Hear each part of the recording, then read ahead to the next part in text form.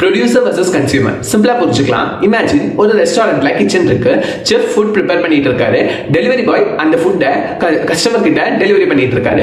இப்போ செஃப் ரொம்ப ஃபாஸ்டா குக் பண்ணனா டெலிவரி பாய் ஸ்லோவா இருந்தா ப்ரிப்பேர்ட் ஃபுட் பேக்கெட்ஸ் எல்லாம் டேபிள் மேல அக்யூமுலேட் ஆயிடும். கொஞ்ச நேரத்துல டேபிள் ஃபுல் ஆயிடும், ஸ்பேஸே இருக்காது.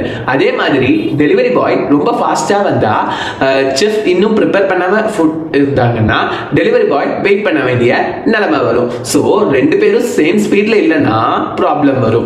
இது மேனேஜ் பண்ணதா மிடில் டேபிள் யூஸ் பண்ணுவாங்க. செஃப் ப்ரிப்பேர்டு ஃபுட்டை டேபிள் மேல வைப்பாரு, டெலிவரி பாய் அந்த டேபிள்ல இருந்து எடுத்து டெலிவர் பண்ணுவாரு. டேபிள் ஃபுல்லானா செஃப் கொஞ்ச நேரம் வெயிட் பண்ணுவாங்க, டேபிள் எம்டி ஆனா டெலிவரி பாய் கொஞ்ச நேரம் வெயிட் பண்ணுவாங்க.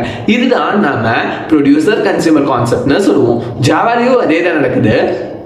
ப்ரொடியூசர் த்ரெட் அந்த டேட்டா ப்ராசஸ் பண்ணுவோம், மிடில் கியூ யூஸ் பண்ணுவோம். ப்ரொடியூசர் கியூல இருந்து டேட்டாவை ஆட் பண்ணுவோம், கன்சியூமர் கியூல இருந்து எடுத்து ப்ராசஸ் பண்ணும்.